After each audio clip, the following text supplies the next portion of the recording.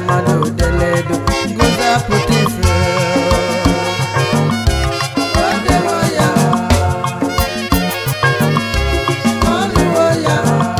ụmụnna bịa nụrụ olu ndị enyi bịa nụrụ olu ewu olu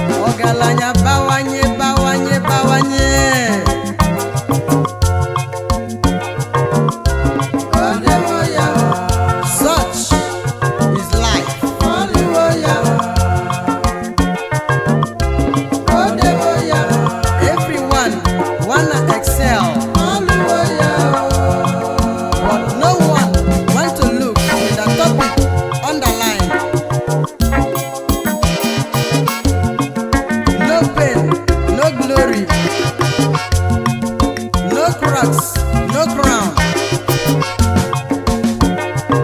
but there must be an obstacle for Israel's journey to their destination. But no matter the pain, Israel must go, for that is the will of the Most High God.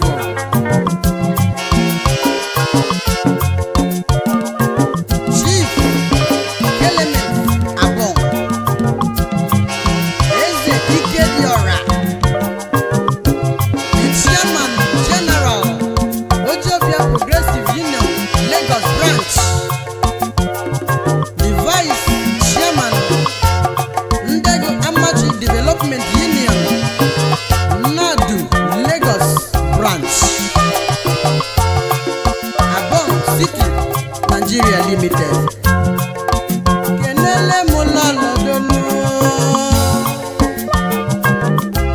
Chief P6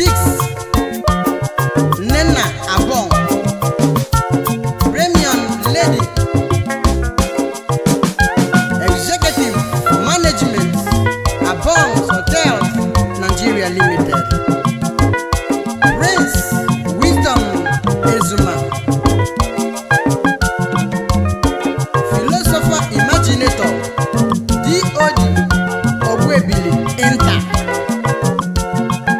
Miri Igwe Fidelis Ezoyi Mama Fideco Prince Fidelix Mwibo Okosisi Nanachi Fideco Nigeria Limited Akane Mebe Ties Ejatu Noma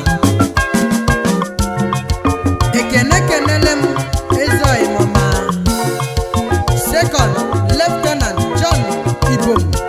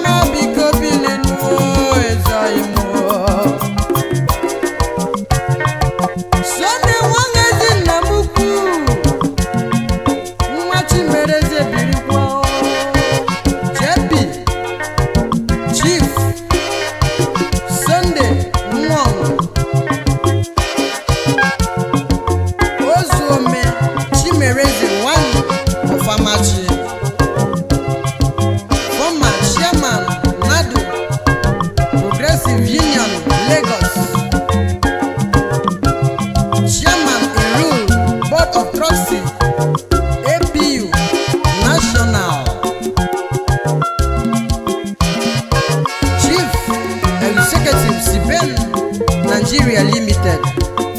Ide ka anyị na-afọnụ ka anyị na-afụkwanụ lọlọ ya nụ ezinne m. Chief Mrs. Cecilia Benedicta Nwaomu, Evidence Lady Osodie Marco, former chairlady Amachi Progressive Union Lagos, Assistant Secretary Ebonyi Development Union ESDA, Home and Abroad. Ọchịchị lụlụ fanụ denolulelu,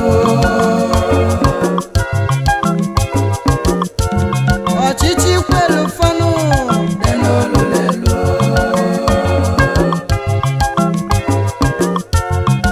mmadụ na nwunye nụ denabụ fana chilenu gabanụ.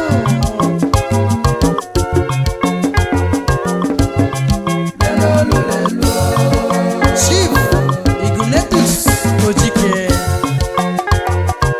Udo na Nadu, Chairman ODU Development Union Lagos Branch, IGO Investments Nigeria Limited,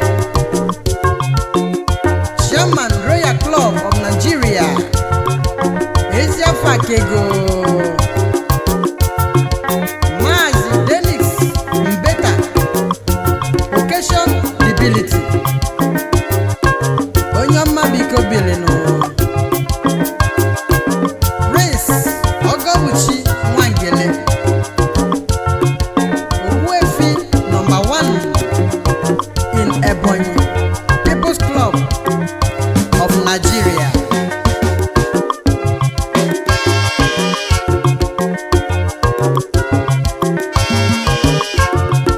Comrade Emmanuel Ojike, Commanding Officer, Man of Order and Discipline Movement of Nigeria, Alakuko, President General Ndebo Ndechi Amachi Progressive Union Lagos Branch, Secretary General United Great Men Lagos, Prince Fidelix Ofoke, Ichia Eze Nwata, Alhaji Mesuya Dantata, Chief Gilbert Oguji Nliako Nobieze, Chairman Nadu Progressive Union Lagos, Prince Kenis Azioge, Iroko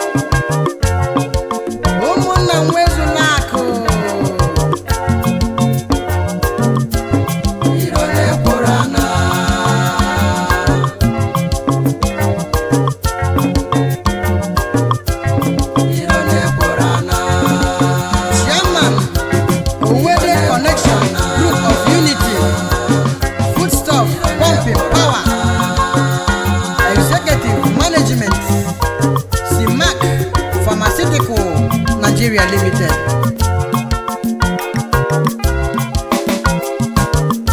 Kenele m nwunye gị nụ Mrs. Francisca Ebekpo, Unique Lady, Princess Adadorama.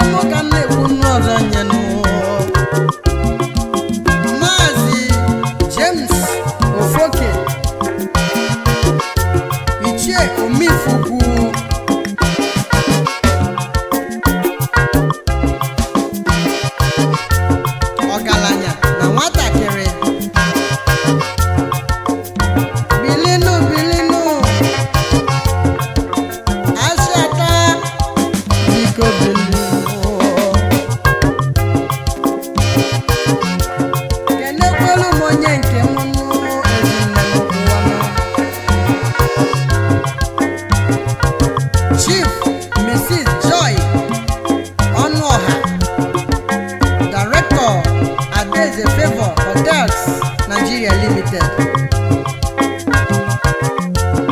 Idiroko Gizede Manyama Bilinu Nifi Neme na di mmanụ.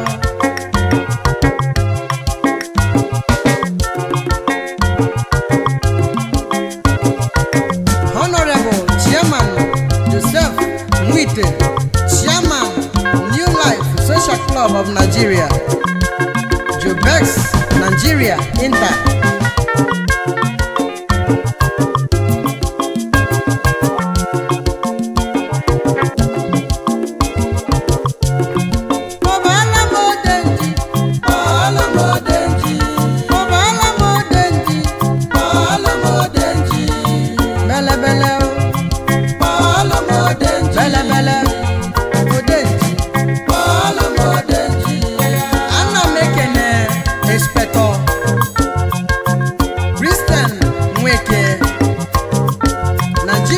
Civil Defense Officer, Lagos State Command. Kataku Prim Eze Umukolobia, Prince Paul Idenyi, President General Simco Group of Company, Machigozi Lagozi, Mr. Christopher Iboke, Donga the Don Nigeria Limited, Odinaka Ome, Ezinamu Bilinu,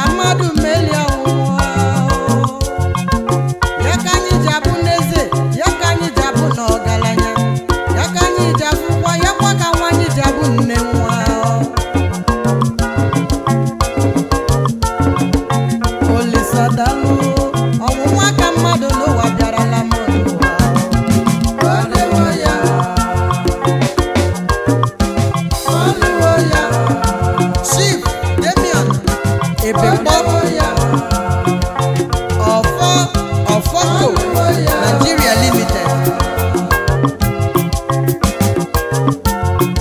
Barrister Sunday Ezuma,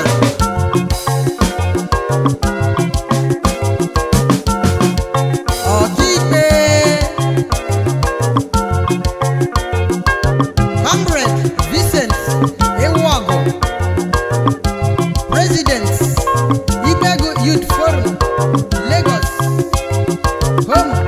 and abroad. Onye ọma biko biri nụ. Mr. Emmanuel Mbeta Ikpete Junior Okosisi na Nachi. Prince Promise Omebe nwanne dị na mba 1 of Ngbo na Nebonyi. Ezoghị m bilikwanụ.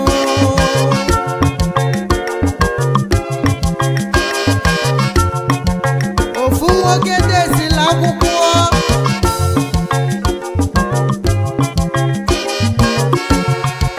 ewesi ya deghalịa, o wesi na mmadụ ekwutere ya n'ife ya dela dịgo bido ka na-ekwunu were ka ị nọ na-ekwu okwu ya ife delu dị n'akwụkwọ. This is Jesus, King of the Jew. O wee bụrụ mmadụ nkịtị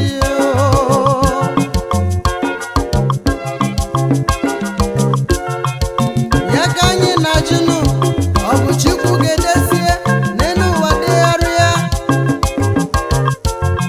na fugo n'ọbasinụ.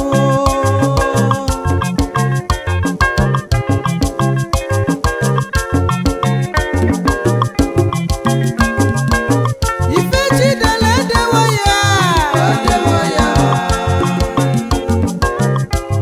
ọlụwo ya. Ife Chi si na onye ga-abụ, o dewo ya. Ma dịgodi na ọnwasị mmadụ ọ nabakwa, ọlụwo ya. Ma dịgodi na ọnwasị mmadụ o deledi, ngozi apụta ife.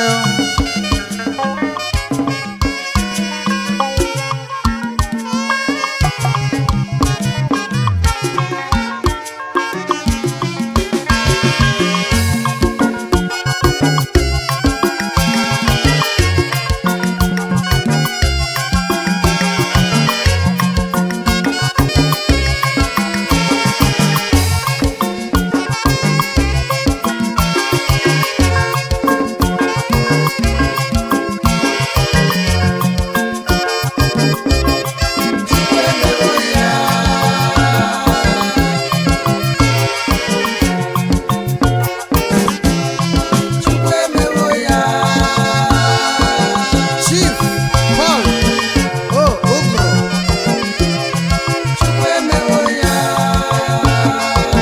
Ichie Ozora one of Amachi.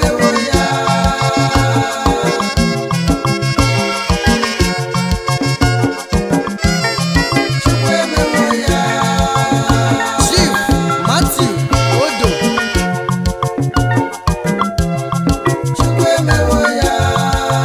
Eze Ochudo, the Ebu Patron, APU, Progressive Union, Lagos.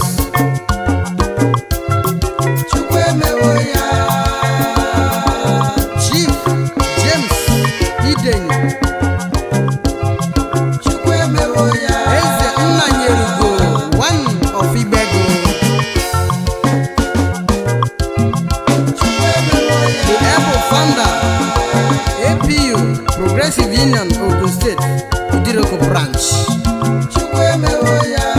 Onye ezi ka m na-afụnụ na ọ bụzie n'ezi ọgọ m nụ n'ụwa nụ. Chief Kesele C. Ogro, ọ dịra Chukwu mma ome.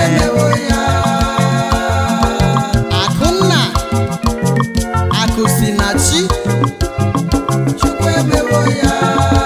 Chief Executive,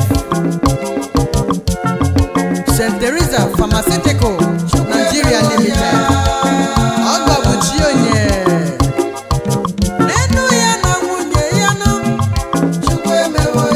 Diamond nwanyị. Chief Mrs. Ogechukwu Ogro Ugebo Chief Engineer Matthew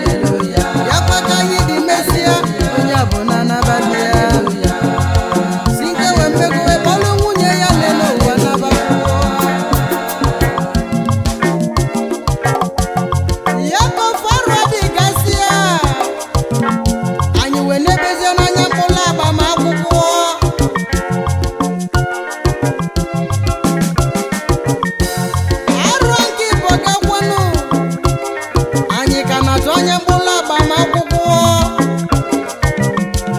oruzie na nkịtọnụ ọ bụ n'obezokwu na ọ bụ nwa bifa na-achọzi enu Chidimma wee bido n'ụwa gbaghalịbazienu asị na nwaanyị chọba nwa o nwere ife inyelu ya o zoro ya mana ezi nwaanyị adịgo maka na Chidimma kwulu wee sị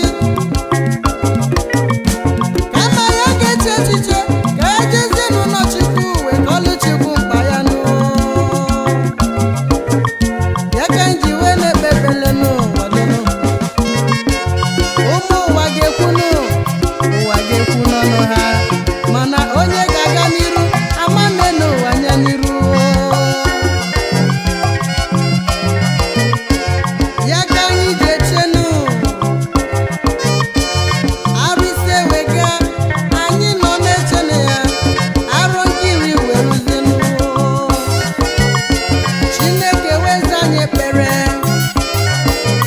wenye anya agadaga nwa nwoke n'ụwa yiri na ya anyị wee bazie ya afa nwanne m anyị wee kpọzie ya Chidera Emmanuel Chidera obele nwanụ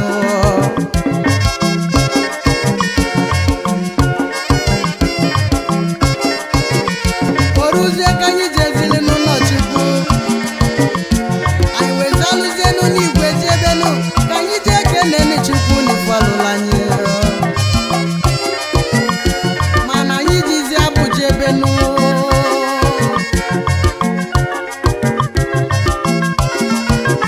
gịnị ka anyị na-abụ na-abụ nwanne m o mewo ya Chukwu emewo ya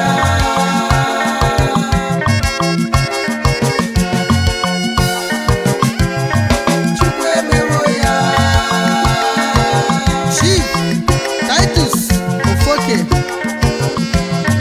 Chukwu emewo ya Ventus Investment Nigeria Limited Captain Mbago Chukwu emewo ya Prince Friday Ogaba The Ebu Frayo Chukwu emewo Maazị Uchenna Iyeji Mbadi Igbo niile Chukwu emewo ya Prince Wagweze Nwibo Nwata kwacha usoro ọgaranya n'ibenu Chukwu emewo ya Prince Uchenna Igbo Uchezi oke nwa na n'obodo anyị Chukwu emewo ya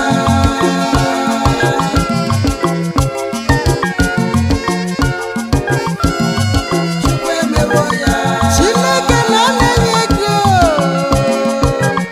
Jehova na ọ na-enye nwa Chukwu emewo ya ụwa bịa nene m ndị ọgọ bịa kirie m donu Chukwu emewo ya onye Chukwu gọziri okene Chukwu nụ maka n'ife Chukwu na-eme